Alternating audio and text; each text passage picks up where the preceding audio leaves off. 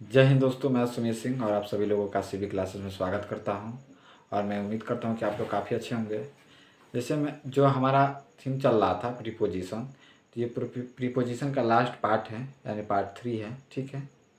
और जो पहला और सेकेंड जो वीडियोज़ हैं उसका लिंक आपको इस वीडियोज़ के डिस्क्रिप्शन में मिल जाएगा। और मैं प्रीपोजिशन को समझने के लिए आप लोगों को तीनों पार्ट को बेहतर से देखना पड़ेगा, यानी एंड तक देखना पड़ेगा। ठीक। तो इस वीडियो में हम चलते हैं और इस वीडियो को समझने के लिए अच्छे से बेहतर से तो आप हमारे साथ एंड तक बने रहें। ठीक। तो बिना समय लिए हम अपने थीम पे चलते हैं। और थीम पे चलने से पहले मैं यही कहूँगा कि आप लोग मेरे चैनल को यानी वीडियोज़ को लाइक और चैनल को सब्सक्राइब और ज़्यादा से ज़्यादा लोगों में शेयर करना बिल्कुल ना भूलें, ताकि मैं आप लोग के लिए और मेहनत करूँ। ठीक है। तो चलिए देखिए, जैसे मैं हम एक बार फिर रिपीट करा दे रहा हूँ। प्रीपोजिशन का मतलब क्या होता है? पूर्व सर्ग। ठीक है। प्रीपोजिशन का मतलब पूर्व सर्ग, यानी जो किसी नाउन प्रोनाउन से पहले जिस वर्ड मीनिंग का यूज होता है, यानी जो किसी नाउन प्रोनाउन की अवस्था को बताता है, ठीक, उसको हम क्या कहते हैं? प्रीपोजिशन कहते हैं। ठीक। अब प्रीपोजिशन इन हिंदी, हिंदी में प्रीपोजिशन क्या होता है तो मैं 3 पार्ट में समझा दे रहा हूँ। तो हिंदी में क्या होता है? को, मैं, बीच में, आगे पीछे, ऊपर नीचे। ठीक। ये हिंदी का है। जब हिंदी का बुक पढ़ते हो, हिंदी लिखते हो, तो वहाँ पे ये आपको मिलता है। ठीक। उसी तरह इंग्लिश में प्रीपोजिशन होता है, जो आपको तीनों पार्ट में हम वही पढ़ा रहे हैं आप लोग को। ठीक। तो इस पर हम चर्चा कर रहे हैं। और दूसरा एक चीज़ बता दे रहा हूँ, प्रीपोजिशन जो है वो कितना होता है? तो 3, सिंपल और कंपाउंड और फ्रेजल। ठीक है। सिंपल का मतलब in, at, by, with, of, since, for, see of, on. ये हमारा क्या हो जाएगा? ये हमारा सिंपल प्रीपोजिशन हो जाएगा। ठीक।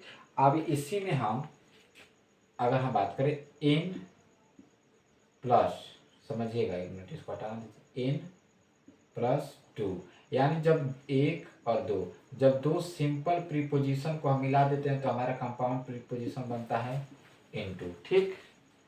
अब ये हमारा दूसरा राउंड हो जाएगा। तीसरा में एक बात कर रहे हैं, तीसरा में क्या है? तो तीसरा में बाबू सेम यही है।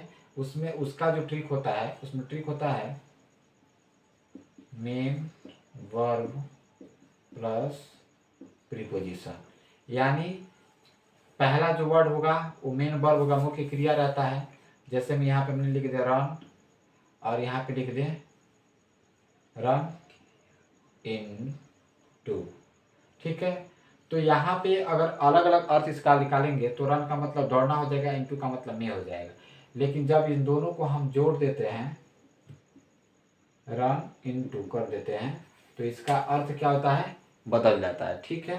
तो जब बदल जाता है तो इसका अर्थ निकलता है अचानक, अचानक किसी से मिलना। ठीक है। ठीक है ना? आप समझ रहे हैं ना? तो ये हमारा 3 प्रीपोजिशन हो गया। ठीक।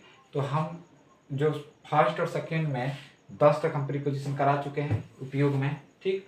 अभी 11 से हमको पढ़ना है। तो 11th नंबर में देखिए दिया सी ऑफ, समझ रहे हैं ना? सी ऑफ, सी ऑफ का मतलब होता है किसी को छोड़ने जाने के लिए। जैसे अगर माने किसी के घर गेस्ट आते हैं, लोग, गेस्ट की बात छोड़ दीजिए, आप कहीं जा रहे हैं, रास्ते में आपको कोई मिल गया जो आपका परिचित हो चाहे ना परिचित हो, तो आपने आपसे वो बोल देता है कि भाई मुझे वहाँ तक छोड़ दीजिए, या मुझे वहाँ तक सहयोग कर सकते हो। तो वहाँ पे छोड़ने, किसी को छोड़ने जाने के लिए जिस वर्ड का, जिस प्रीपोजिशन का यूज करते हैं, उसका क्या होता है? वो हमारा सी ऑफ होता है। ठीक है। और सी ऑफ का मतलब हिंदी अर्थ हम बता दें, सी ऑफ का मतलब होता है अंतिम समय में, यानी किसी को छोड़ने उस तरह समय में जाइए। उस समय का मतलब अंतिम अवस्था में जब किसी को हम छोड़ते तो सी ऑफ, यानी अंतिम अवस्था का ये मतलब कि मत समझिए कि मरे वाला दिन है तो मैं पहले बता दूँ। ठीक है। तो सी ऑफ का मतलब अंतिम नहीं, विदाई उदाई नहीं करना है भाई, विदाई उदाई से बच कर रहिए। ठीक है। अभी तो हम लोग को विदा थोड़ी लेना है, बहुत वर्क है। तो किसी को छोड़ने जाने के लिए इसका उपयोग किया जाता है। ठीक।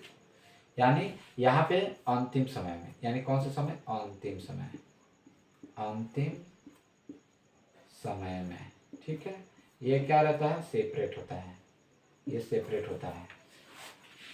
ऑन दिया है, ऑन का 2 उपयोग होता है। एक उपयोग होता है ओपन प्लेस के लिए, यानी कहीं भी पूरी खुला जगह हो और वहाँ पे हम किसी वस्तु को रखे हैं खुली जगह में, तो उस अवस्था में जिसका प्रयोग प्रीपोजिशन का होता है तो ऑन होता है, ठीक। और दूसरा कहाँ होता है कि जब कोई वस्तु, जैसे यहाँ पे मैंने लिखा है दूसरा, कि जब कोई वस्तु किसी वस्तु के ऊपर रखी जा चुकी हो, यानी on on the table, on the bed, तो ऑन द चेयर। तो जब अब पहले से ही कोई वस्तु कहीं रखी जा चुकी है, on the table, book on the table, तो पहले से बुक रखी है, ये तो पहले क्यों हम भी नहीं जानते कौन रखा है किसने रखा है, ये कोई किसी को पता नहीं है, बस इतना पता है कि बुक कहाँ है, टेबल पर है, ठीक। तो जहाँ पे जो वस्तु दिख रही हो जो पहले से रख चुकी हो, आपको न पता हो, उस दौरान भी जिस प्रीपोजिशन का प्रयोग होता है वो ऑन होता है, ठीक। उसी तरह हमारा 30 नंबर पे क्या है, अपान। अपान का मतलब क्या है कि जब कोई वस्तु किसी चीज के ऊपर रखी जा रही हो, यानी ओवरलोड समझते हैं ना, ओवरलोड। जैसे मान लीजिए ये एक मार्कर है, ठीक, हमारे पास एक मार्कर है, इस मार्कर के ऊपर एक और मार्कर रख दिया, इसके मार्कर के ऊपर एक और एक और एक और एक और एक और, तो ये हमारा क्या हो जाएगा, ये हमारा इस अवस्था में जिस प्रीपोजिशन का प्रयोग करते हैं वो अपॉन होता है, ठीक। उसके बाद से 40 नंबर पे जो है एट। तो आपको एट पता ही है कि एट टाइम बताने के लिए छोटी जगहों के लिए प्रयोग किया जाता है। एट जो होता है फर्स्ट में सभी बच्चों को यही पता है कि टाइम बताने के लिए, ऐड किसका कब बता सकते हैं, टाइम बताने के लिए हम ऐड का यूज करते हैं। लेकिन नहीं बाबू, अब छोटी जगहों के लिए भी ऐड का प्रयोग किया जाता है, at a street, at a village, at a bus station वगैरह वगैरह, यहाँ पे आप यूज कर सकते हैं, ठीक। इसी में 50 जो नंबर है, 50 नंबर है ओवर। ओवर का मतलब कह रहा है कि जब कोई चीज किसी चीज के ऊपर हो, यानी ठीक है ना, जब कोई चीज़ किसी चीज़ के ऊपर यानी रखी न जा रही हो, बस ऐसे रख दिया हो, ठीक। तो इस अवस्था में हम इसको क्या कहेंगे, यहाँ पे ओवर लगाएंगे, ठीक।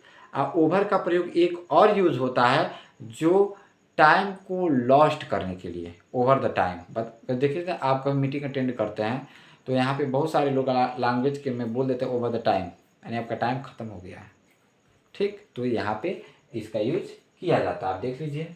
उसके बाद दिया है बिटवीन। तो बिटवीन जो है यहाँ पे देख सकते हैं आप 60 नंबर पे, बिटवीन। बिटवीन का प्रयोग हम दो व्यक्तियों के लिए करते हैं, यानी दो वस्तुओं के लिए भी कर सकते हो, दो व्यक्तियों के लिए भी कर सकते हैं बिटवीन का प्रयोग। यानी fight is going between Ravi and Ram, चाहे विकास, कुछ भी नाम डाल दीजिए आप, ठीक है। तो जहाँ पे दो वस्तुओं की बात की जा रही हो, यानी हमने कहा ना कि जो नाम, तो उस वगैरह वगैरह ले सकते हैं, ठीक है। तो आपको पता है कि यहाँ पे रवि नाउन है, विकास भी नाउन है, वस्तु भी नाउन ही है, ठीक है। तो जहाँ पे व्यक्ति की वस्तु की बात की जाए, अवस्था की बात आ जाए कि किस अवस्था में है, तो वहाँ पे बिटवीन का प्रयोग, यानी दो के लिए किसका प्रयोग करेंगे आप, बिटवीन का प्रयोग करेंगे, ठीक है। तो जैसे झगड़ा किसके बीच में चल रहा है, तो राम और रवि के बीच में चल रहा है, ठीक, यानी रवि और विकास के बीच में। एमोंग, एमोंग का उपयोग वहां पे किया जाता है, एमोंग, एमोंग एक से, ये एक हो गया, ठीक है, एक ये और हो गया, इसके भी बीच में नहीं किया जाएगा। अब इसमें एक मैं अपने हाथ को जोड़े, 3 हो गए ना, एक इसमें और अपना उंगली की जोड़ दीजिए, ये 4 लोग हो गए। तो इस अवस्था के दौरान हम किसका प्रयोग करेंगे, तो हम एमोंग का प्रयोग करते हैं, ठीक है। अब जैसे मान लीजिए I can speak among 100 people, she can singing a song among 100 people, वह 100 लोगों के बीच गा सकती है, मैं 100 लोगों के बीच बोल सकता हूँ। तो डैट इज, ऐसा जब आपके सामने सो जब हो पोजीशन, अवस्था जब ऐसा है, तो उस अवस्था में आप किसका प्रयोग करते हैं, तो आप एमोंग लगाते हैं, ठीक। तो आप बेहतर है कि आप समझ चुके होंगे, आई कैन स्पीक एमोंग 100 पीपल। अब लास्ट नंबर पे, 18 नंबर पे जो दिया है अंदर, जब कोई चीज ऊपर वाली वस्तु से छू नहीं रही हो, यानी बात समझ रहे हैं ना, कि ये जैसे हम रूम में पढ़ा रहे हैं, फिलहाल में हम रूम में हैं, रूम में वीडियो बना रहे हैं, ठीक है। तो रूम में बना तो हमारे ऊपर सीलिंग वो छत होगा, ठीक। तो हम खड़ा हैं लेकिन हम छत से टच नहीं है, यानी ऊपर वाली वस्तु से क्या नहीं है, छू नहीं रहा है। तो इस अवस्था में किसका यूज होता है, तो इस अवस्था में यूज अंदर का होता है, ठीक, अंदर द रूफ, ठीक। तो ये वीडियोस आपको बहुत बेहतर लगा होगा, और बेहतर लगा भी होगा तो एक बार इसको अच्छे से देख लीजिए, ठीक। अच्छे दिन जिनको स्क्रीनशॉट की नीड है वो स्क्रीनशॉट ले सकता है।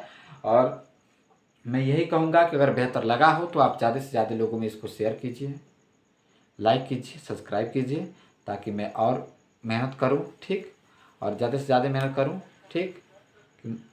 और इस पे मैं यही चीज़ कहूँगा कि जानते हैं ना कि जब आवश्यकता इंसान को रहेगा ना, तब तक आपको बहुत सारे लोग आपके पोगे थर्ड करे रहेंगे, आपके पीछे, समझ रहे हैं ना, आपके साथ रहेंगे। लेकिन जब उनकी आवश्यकताओं की पूर्ति आप कर देंगे ना, तो उस दिन से आप लोगों अपना रास्ता, that is change the way, वो अपना रास्ता बदल लेंगे। इसलिए खुद का रास्ता आप खुद बनाइए, खुद आप रास्ता जो बनाएंगे वो आपके लिए काफ़ी बेहतर होगा। तो ठीक है, तब तक के लिए मैं आप लोगों से विदा लेना चाहूँगा और मिलता हूँ अगले वीडियो में, ठीक, एकदम बेहतर वीडियो के साथ, बेहतर तैयारी के साथ। तब तक के लिए जय हिंद।